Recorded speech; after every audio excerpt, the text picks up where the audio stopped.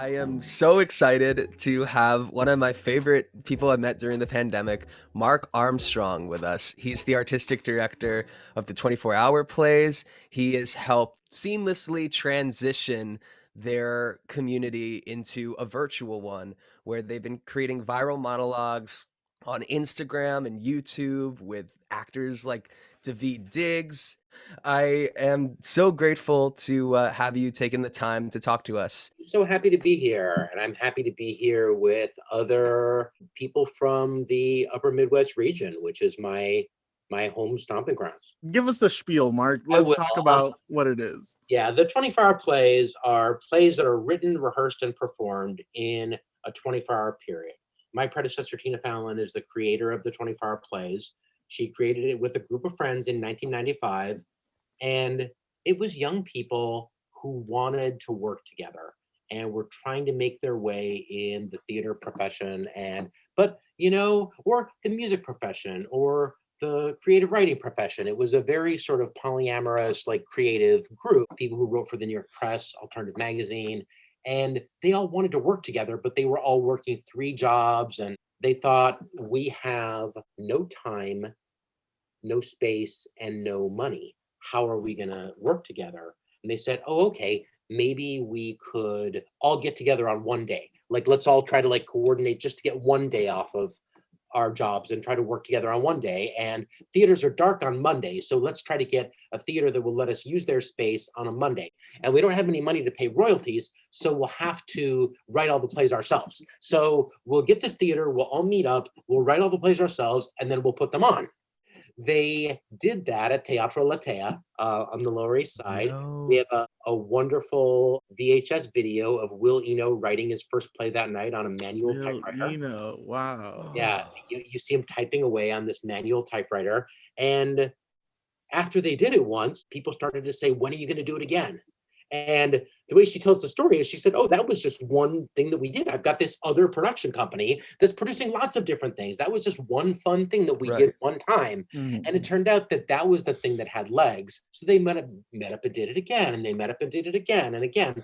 And it didn't hurt that, Asif Mandvi and Rainn Wilson and They Might Be Giants were part of that friend group. So they were people that were starting to get some notoriety. They would meet up and make plays in this way.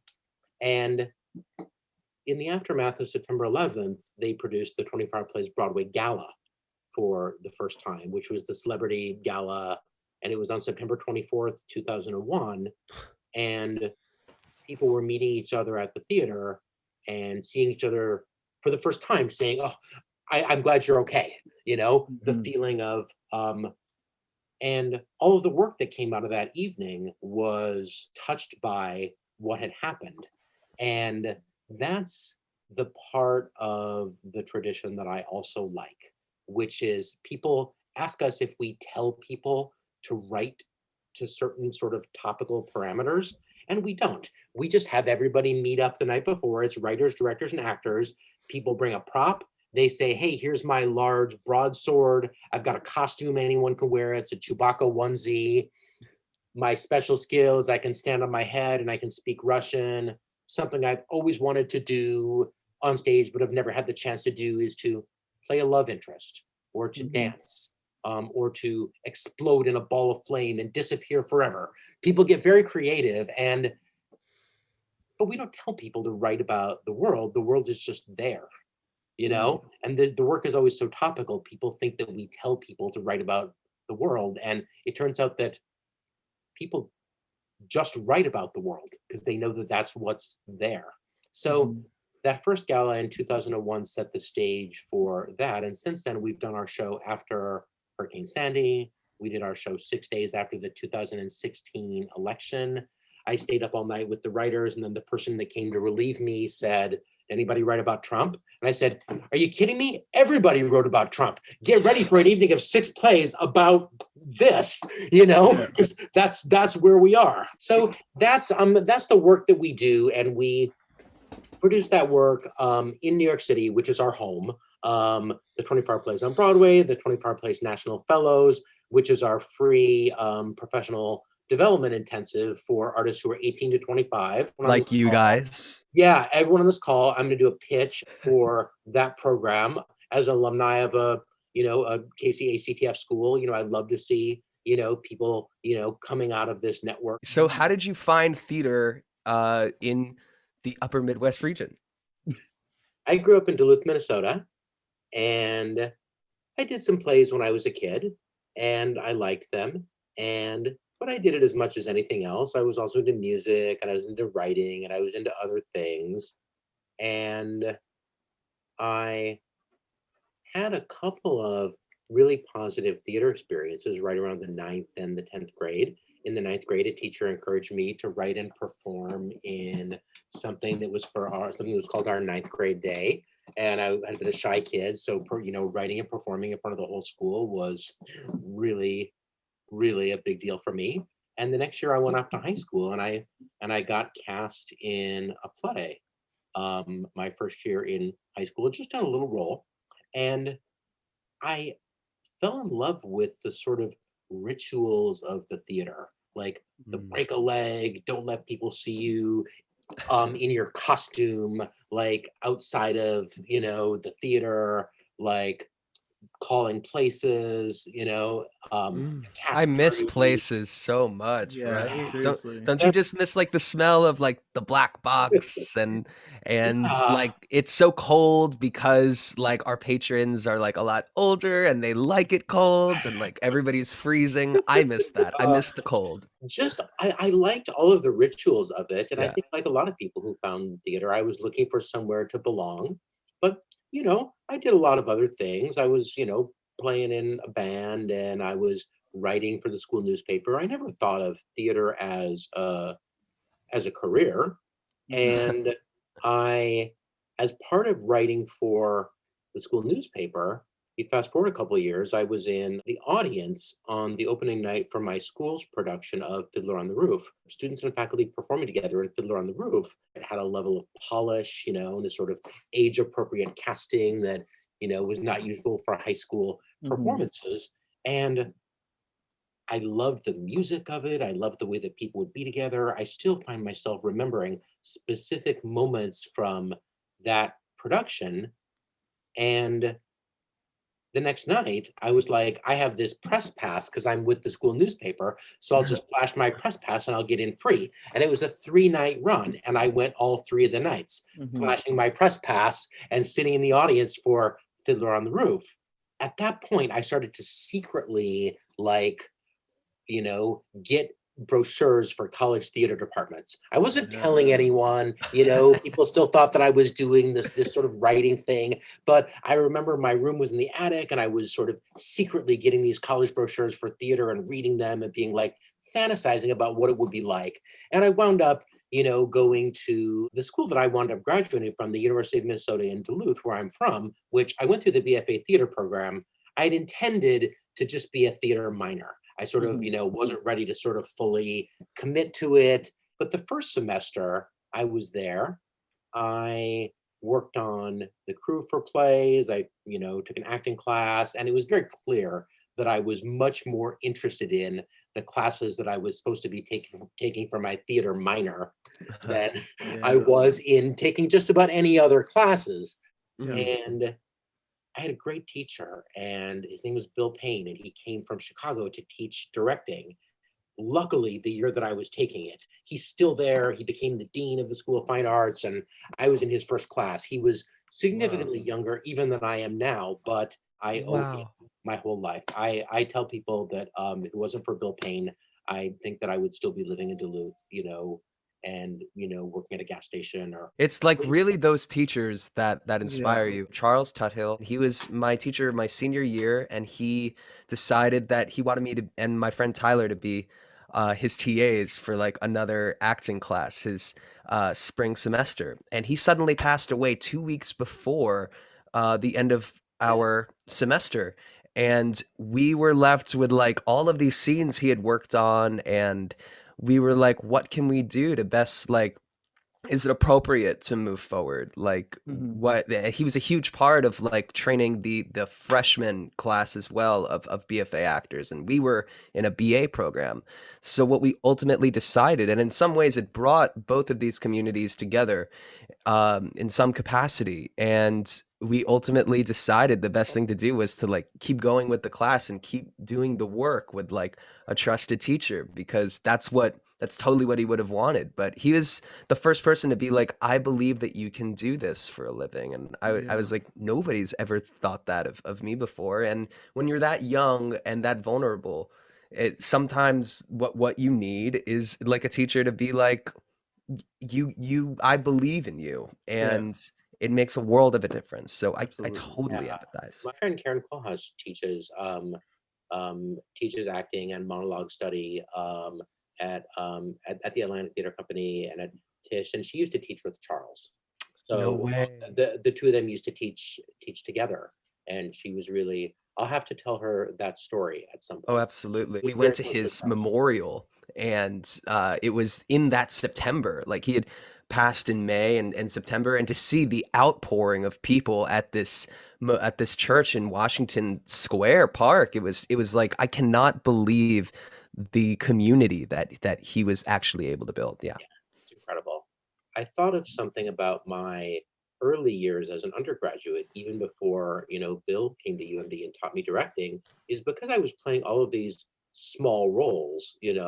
I was one, I would play a weird character that would come on and act strangely. I've always been this tall, but looked very young. So I had kind of a weird energy. And I guess they didn't really know how to do staggered calls because I remember I was at all the rehearsals, even though I had these little parts and I'd be there all evening, every evening, but I was, not on stage very much. So I would watch the rehearsals and then think, oh, when I read that in the script, it seemed really funny. But when no, they're doing it, like it doesn't seem funny. Like I wonder how they could change it. Like I wonder what they would do to kind of, make it sort of read the way that it did in the script.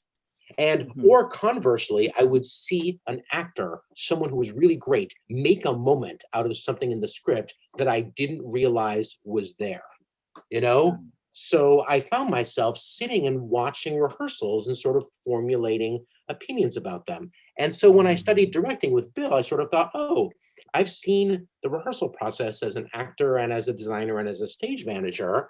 And I looked around, and a lot of my classmates hadn't had a sort of pan-disciplinary experience because they knew sort of coming in what they wanted to do.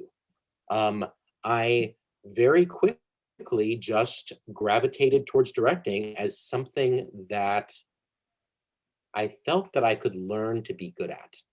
I felt Mhm. like people who, I saw who were succeeding in acting and writing and things like that, they had innate talents. And I was trying to discover myself. And I felt like directing is something that, and I still believe this, that directing is something that a person can learn to do. It had skills and study and practice and things that I could repeat and get good at, irrespective of whether or not I believed myself to have innate talent. I believed it was something I could practice and get better at, which is what I liked about it. So I directed a couple of plays at my school, and I started working locally with a small theater company called Dark Horse Theater Company, where I directed um, everywhere that would have me.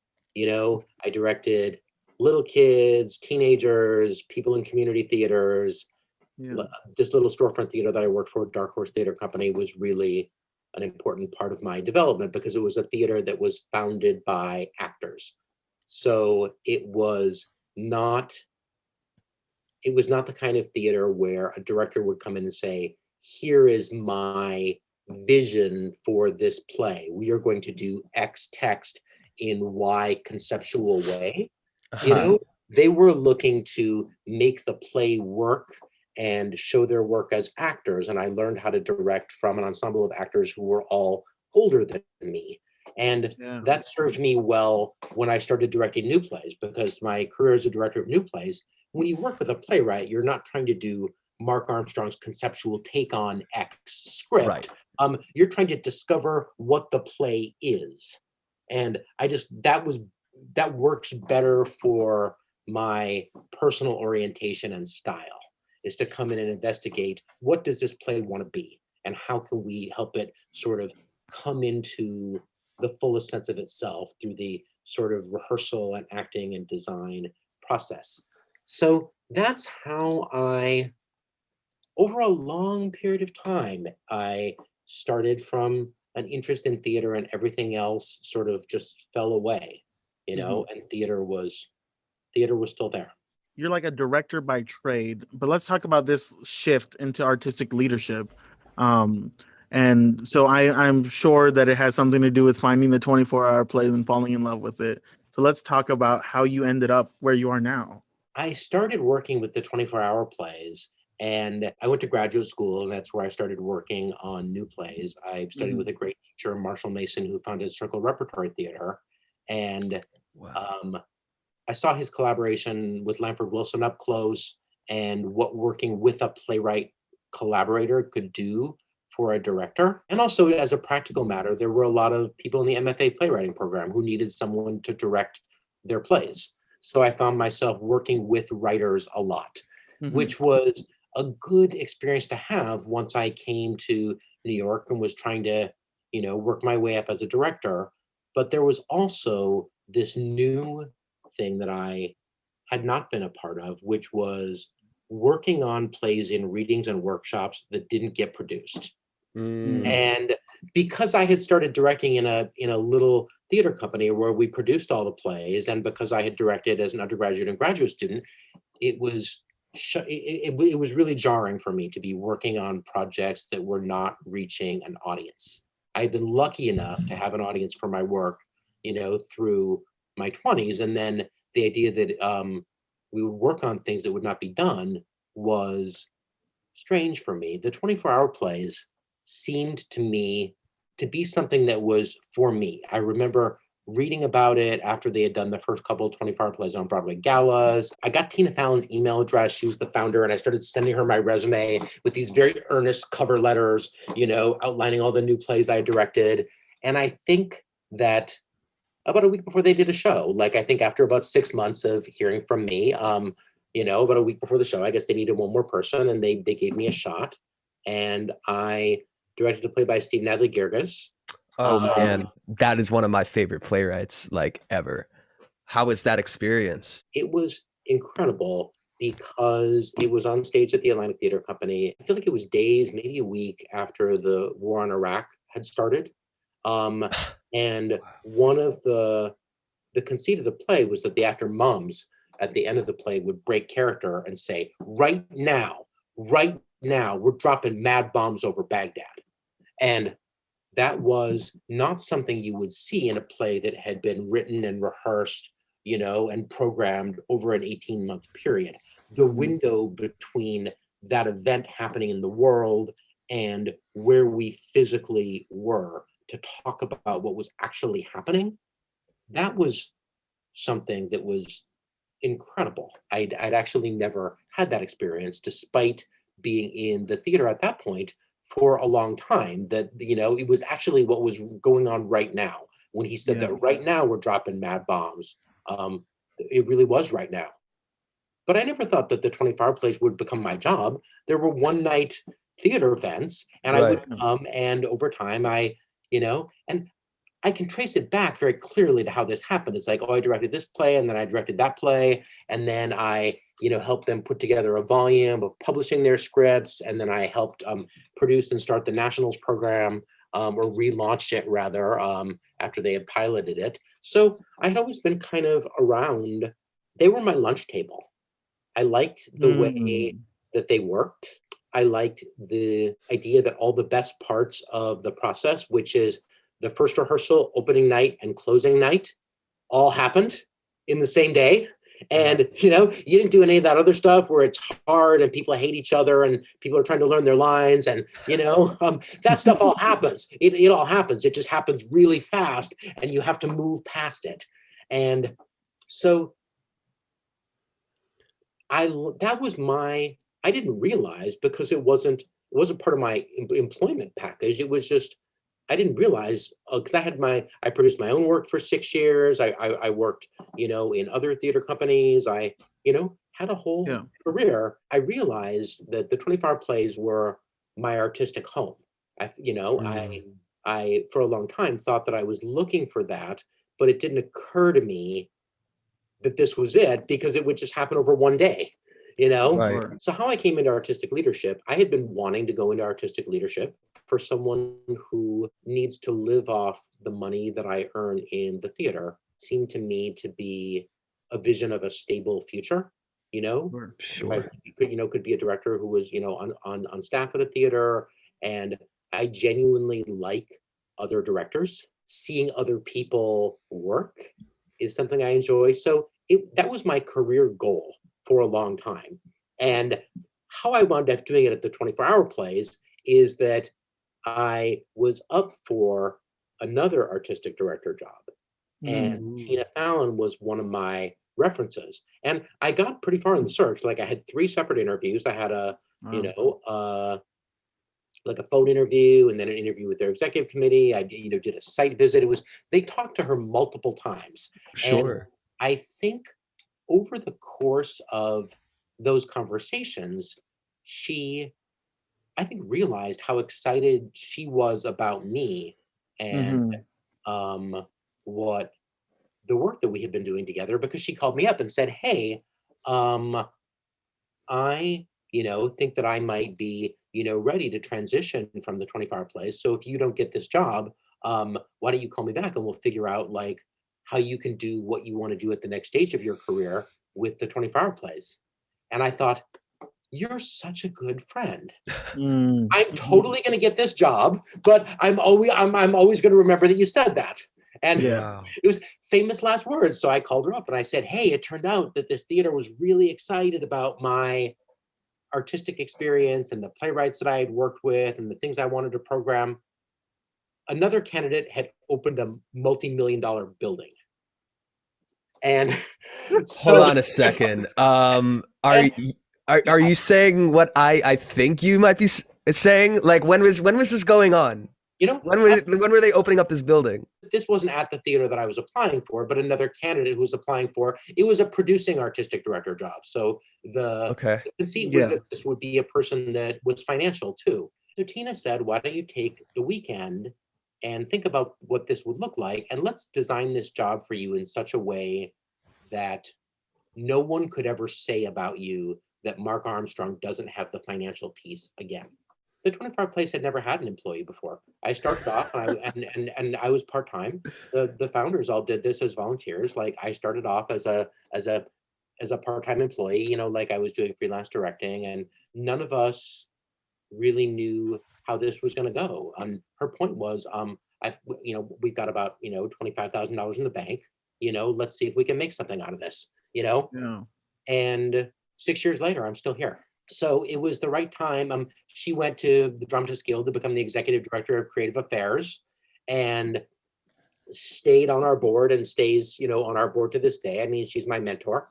I always tell people that our organization has, not anymore, but at first, like, it had reverse founder syndrome, which is that she wanted to leave. She wanted to move on, Hmm. but I was one of many people who had been inspired by her, So when Right. I moved in, I was never going to replace for other people what Tina Fallon had meant in their lives. And I wasn't looking to, you know? Um, but since then, I think the the thing about it that I have enjoyed the most is exactly what I thought I would like about being an artistic director. Like, it was a very calculated career choice for me. I thought I would be good at it. I thought I would like it. I worked for, the first half of my career to sort of try to get the sorts of skills and experiences that I thought would lead me toward this.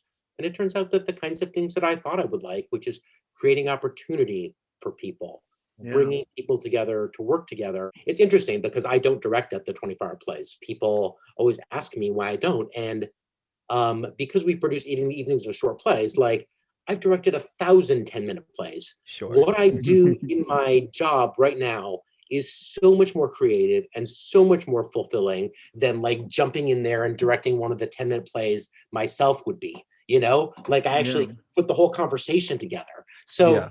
weirdly, I thought of becoming an artistic director as a home, as well, I'll have a home for my directing. And it turned out that I actually have a home for my artistic directing. There's so much that a lot that you're learning on the job, and I'm curious if there's anything that you wish you could have told yourself or wish that you knew when you were starting that position that you know now.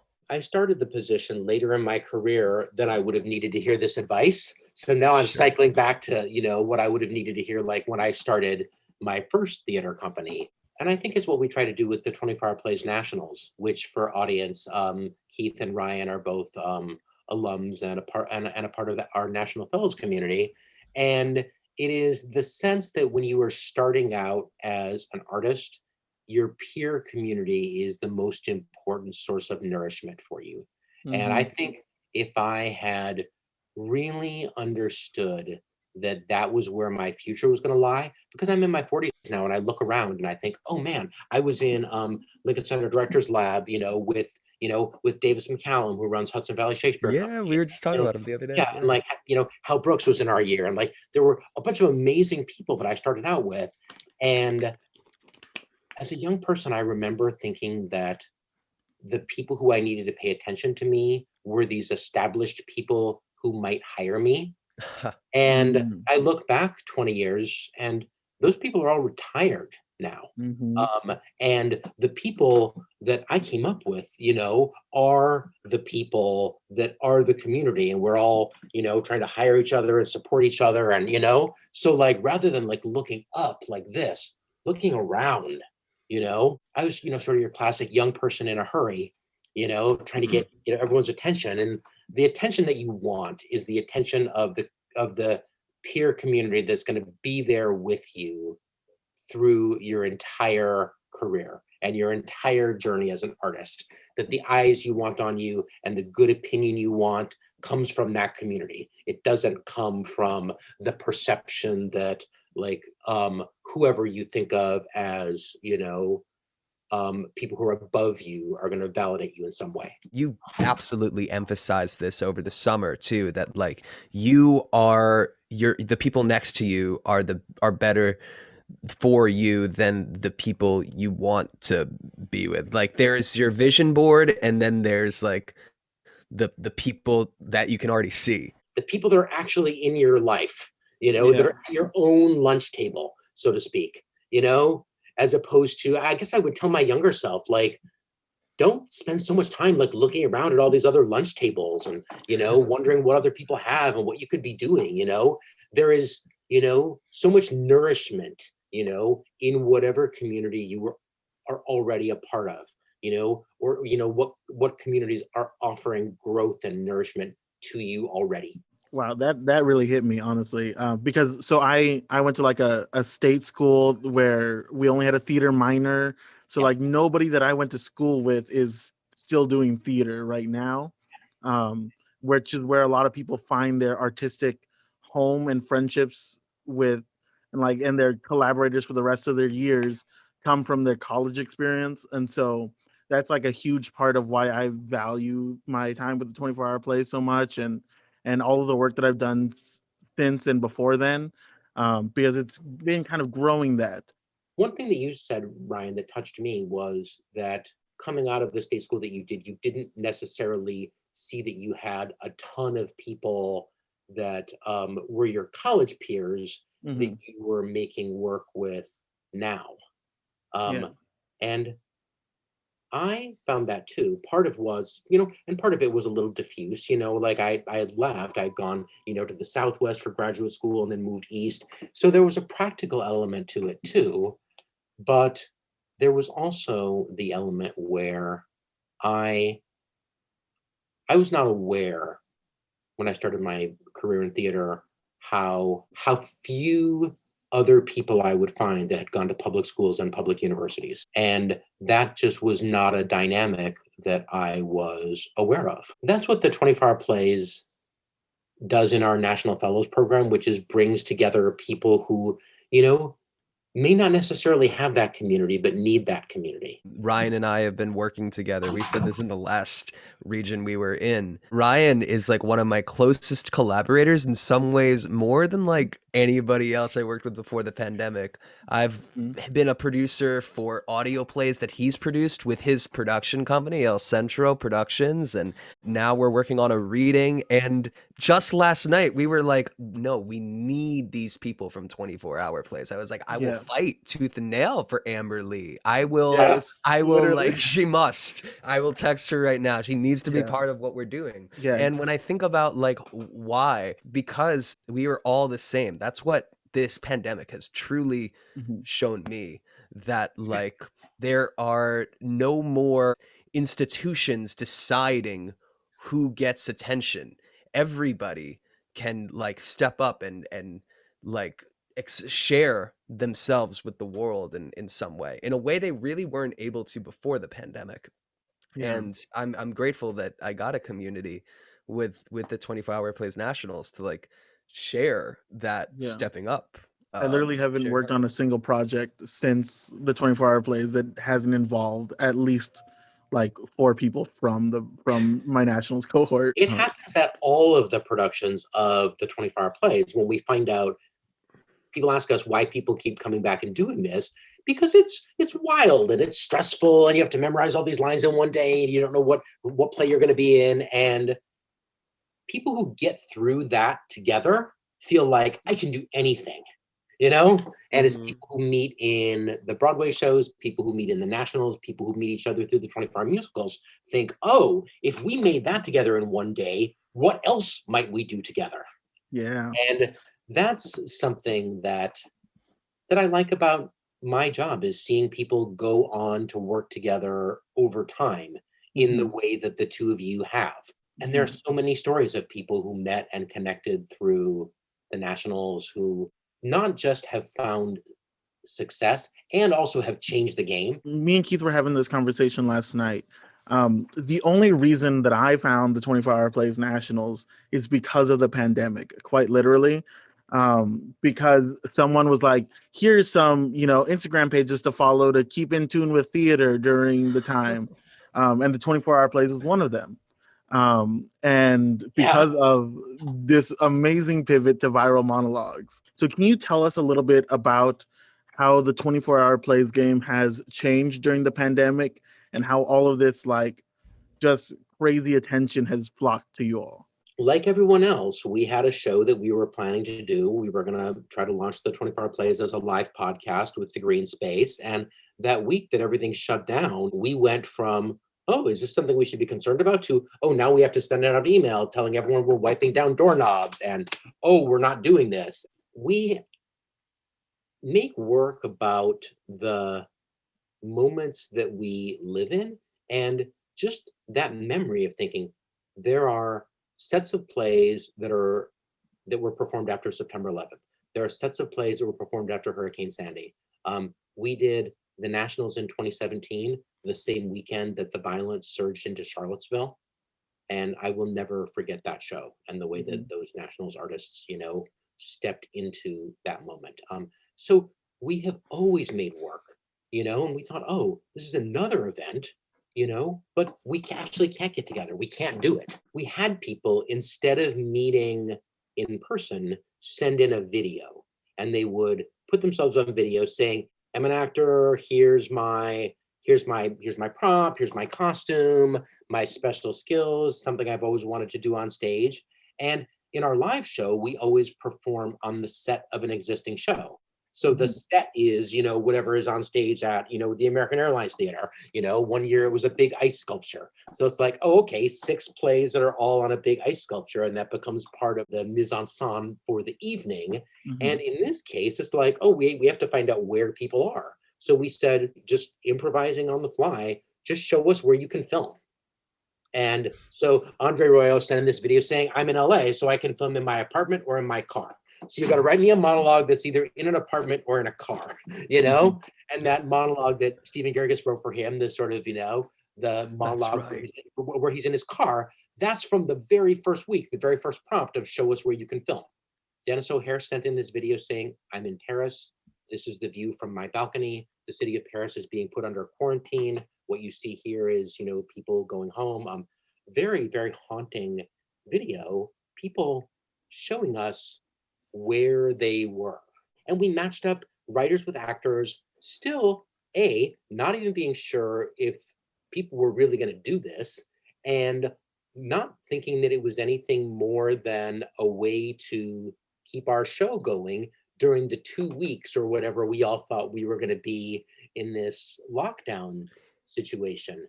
Right. If I could pry for like 2 Mhm. seconds, you just brought up something I wanted to ask you about. You did this editorial with the American Theater Wing. One of the things that your staff, Coleman, said is you have this grouping process for actors, writers, and directors. Can you like elaborate on how like what collaborators make sense working together? It's a mix of different things. Some of it is people who have an existing creative relationship, who might take it to the next level. If you go back and watch Jonathan Mark Sherman's play that he wrote, he wrote a viral monologue for Josh Hamilton, which is the character Wallace.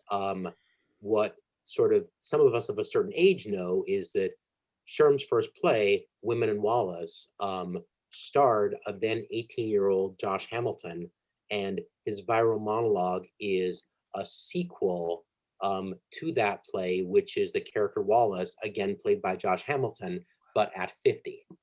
Wow. So some of it is that, some of it is a sense of, oh, this person's really funny, who's gonna, give them something they can run with. I know that this person's quarantined in Seattle, and I know that Trista Baldwin's from Seattle, like I bet that they might. So looking either for things that people might have in common, things that might make an interesting contrast. What I like about it is that there's no one way to do it. It's like making a play. There's lots of different ways you could go about it, and all writers are different and all actors are different. So when I work with them as a director, I don't treat them all the same. I treat them differently, and this is a microcosm of that. Figuring out what is a sort of, there's an expected, there's an unexpected.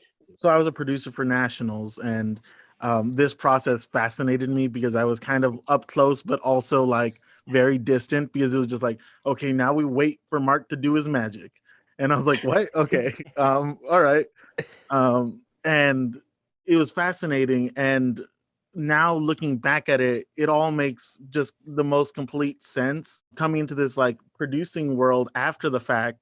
And for example, pairing Keith up with his co-producer Kara, who isn't on the call today, but is just like the partnership between them two is just like wonderful. And I would like to think I did a pretty good job throwing them in the room together. Yeah. And so Yeah, like yeah, yeah. No, it's it, almost it like a makes like total thrill, like I understand like where your brain is at now, I think, and that's really, really wonderful. I want to talk about the Working the Theater video, Yeah.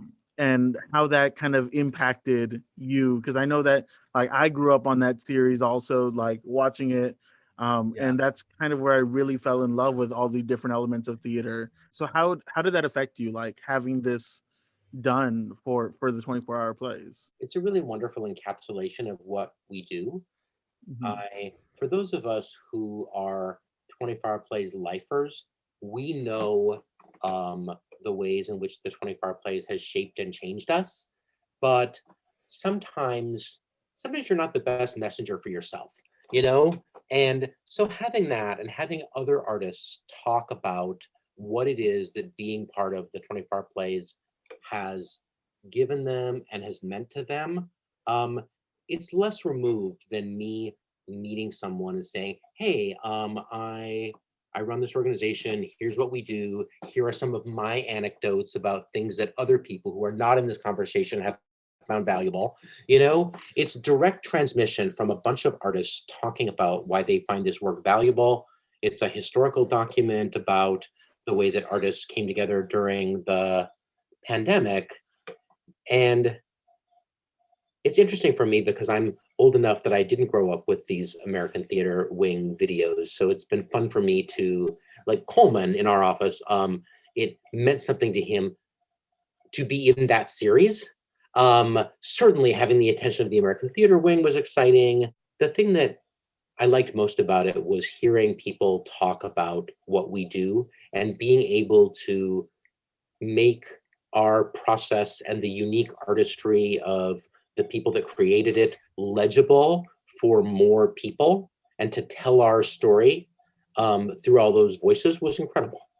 As you've seen since June, you are a white leader in the American theater as an artistic director. So I'm wondering for yourself, what action have you taken to like kind of hold space for the exposures of like social and racial inequity, and what anti-racism practices have you put in place for the 24-hour plays? One of the things that I was really fortunate about, and I I inherited an organization where I would come and participate in the 24-hour plays as an artist, and feel that the community, everyone was represented. It seemed like I would come into the room for the 24-hour plays and feel like, oh, everyone is here.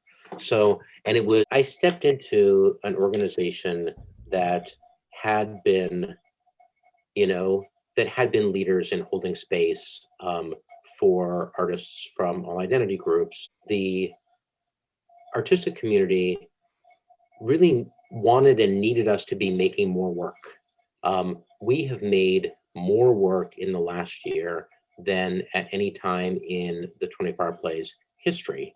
And I believed wrongly that what people liked about the 24-hour plays was that it didn't happen all the time and that it was, that it was special and something to be looked forward to. And I no longer believe that. The more people that we got involved, the more people wanted to get involved, the more people participated, the more people wanted to be part of the nationals, and it built on itself. And all of the all of the things that we had found valuable about the 24-hour plays were even more legible when we could share them with more people. But Hmm. your specific question about holding space for the exposures of social and racial inequity over the last year, I was on a panel with APAP recently, the Association of Performing Arts Professionals, and it was about access. And one of the things that's been challenging about this time is that for those of us who run smaller organizations, versus being ensconced in a, a larger institution. Larger institutions often um, may have been slower to change, and certainly many of us have, looked to them, and like, hope for some changes. But the thing about a larger institution is that if they decide that they need to change, they can do a lot of things with the financial resources that they have, you know? So, and being at a smaller organization, one of the challenges for me has been what can we do with the resources we have to make a real difference? We can invite more people into our community and in conversation. So on the APAP panel, I was invited by a producer named Adam Hindman, who had Adam's great. He started this new producers group for BIPOC producers working in the theater. And he had reached out, he'd been on one of our panels for nationals, and he reached out to me about a writer that he worked with, Roger Q. Mason. And, he said, I love the monologues. Would you consider getting my friend Roger involved? And I said, sure. Anyone who, who's in with Adam. So Roger came on, and then they got paired with Wayne Brady. And it totally changed their career. I actually had a conversation with them because Oh, I they didn't were know that. considering coming on the podcast and all that, and they Oh, sent me their play, and we had a whole dialogue about like what the 24-hour plays did for their career and for their work in a new way. And That's anybody check out Roger Q. Mason and look out for Lavender Men. That yeah. play is Mhm. Yeah. crazy incredible. Roger's great. And that's an example that Adam reached out to me about Roger, and then I was able to put Roger in connection with Roger in connection with Wayne Brady. And then because of Wayne's platform, Roger's work was seen by more people. And then Roger, Wayne, and Adam have gone on to make more work together. And that all happened because of a conversation. It didn't happen because of resources. As a sort of small company where, we don't have the deep pockets that other companies have, but that conversation is free. And so whenever I find myself thinking, what can a small company do to be responsive? I remind myself that conversation is free. So I tell this story, and now it almost parallels, um, because my first time walking into an institution, um, I remember being surrounded by people that did not look like me, just like a white, like just sea. And then I remember my first time coming into the Zoom room for the 24-hour plays. And when we were finally all in the same room together, and having, you know, oh, wow, okay, this is nice. Like, this is a nice, diverse crowd for nationals. I was like, okay, like I could let my air out a little bit. I could, really just like be comfortable in a space. I hope everyone on your podcast can hear me smiling during this. Because seeing that reflected back, the work always continues, so seeing that was your experience when that's the intended experience is really valuable, Yeah. because that's the experience that I had when I um, came to the 24-hour plays. Is I felt like, oh, okay. And the fact that other groups of people and individuals are having that experience is what we try to do. Yeah.